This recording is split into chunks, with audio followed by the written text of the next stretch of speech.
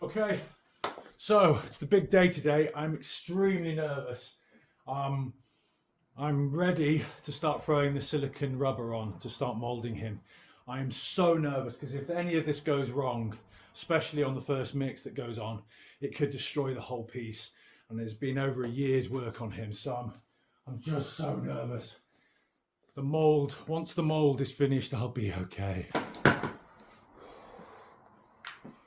Silicone ready to go on.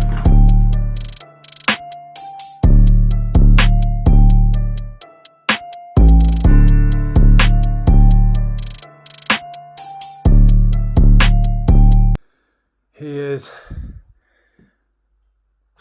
now, with sculpting wise, finished. To wait here now whilst all these bits sort of start to drip off, and then I have to basically brush them off.